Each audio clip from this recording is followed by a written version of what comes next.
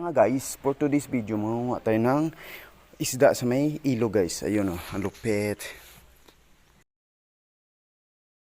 Guys, sa mga may maliit na ilog, maliit yung mga bangus. Hindi yan mamalaki. Ayan guys, oh. Talon. Talon. Ayan guys.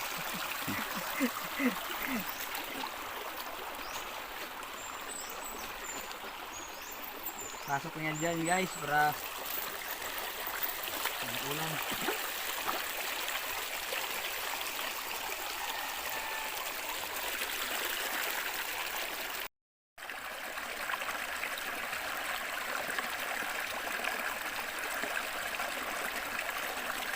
Basta.